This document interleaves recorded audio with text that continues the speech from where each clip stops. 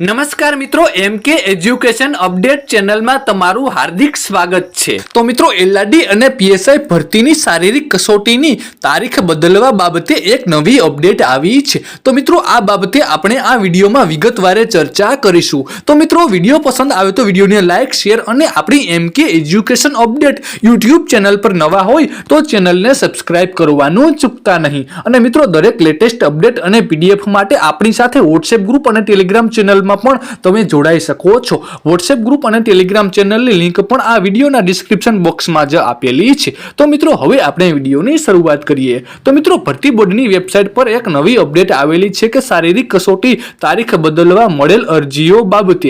શારીરિક કસોટીની તારીખ બદલવા અંગે તારીખ 5/1/2025 સુધીમાં મળેલ અરજીઓની માહિતી છે એ અહીં ભરતી બોર્ડની વેબસાઇટ ઉપર આપેલી છે। તેમની હવે આપણે વાત કરીએ। ગુજરાત પોલીસ ભરતી બોર્ડ શારીરિક ક્ષમતા કસોટી 2025 માટેની તારીખોમાં ફેરફાર કરવામાં આવેલ અરજીઓની વિગત।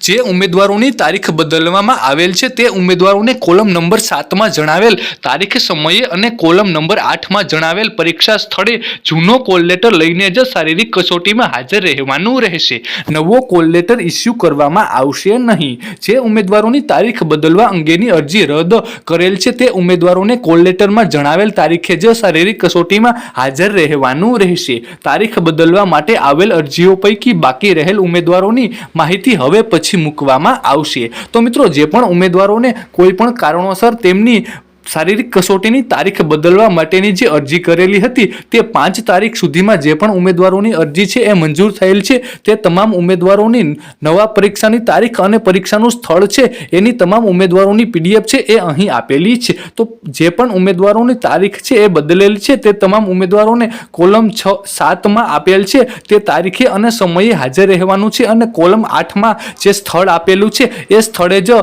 તે ઉમેદવારોએ હાજર રહેવાનું છે અને તે ઉમેદવારોએ જૂના કોલ લેટર મુજબ જ હાજર રહેવાનું છે। જૂના કોલ લેટર જ રાખવાના છે, તેમને કોઈ પણ નવા કોલ લેટર છે એ ઇસ્યુ કરવામાં આવશે નહીં। અને જે પણ મિત્રોની તારીખ બદલવા અંગેની અરજી રદ કરેલી છે તે ઉમેદવારોને જે જૂની તારીખ, સમય અને સ્થળ છે એ તારીખે જ હાજર રહેવાનું રહેશે। અને મિત્રો, આગળ પણ તારીખ બદલવા અંગે અરજીઓ પૈકી બાકી રહેલી અરજીઓની ઉમેદવારો છે તે ઉમેદવારો પછીથી મૂકવામાં આવશે। તો મિત્રો, અહીં કુલ જે ઉમેદવારો છે તેમની શારીરિક ક્ષમતા માટેની ફેરફાર કરેલ અરજીઓના ઉમેદવારો છે તે તેમનું અહીં લિસ્ટ આપેલું આ પીડીએફમાં જોવા મળશે। તો મિત્રો, તમે અહીં જોઈ શકો છો તમામ ઉમેદવારોના નામ, તેમના કન્ફર્મેશન નંબર, રોલ નંબર, તેમની જૂની પરીક્ષાની તારીખ, જૂની પરીક્ષાનું સ્થળ, નવી પરીક્ષાની તારીખ, સમય અને નવું પરીક્ષાનું સ્થળ છે એ તમને અહીં આ પીડીએફમાં જોવા મળે છે। મિત્રો, આ પીડીએફ છે એ તમને આપણા વોટ્સએપ ગ્રુપ અને ટેલિગ્રામ ચેનલમાં પણ મળી રહેશે। વોટ્સએપ ગ્રુપ અને ટેલિગ્રામ ચેનલની લિંક છે એ આ વિડીયોના ડિસ્ક્રિપ્શન બોક્સમાં જ આપેલી છે।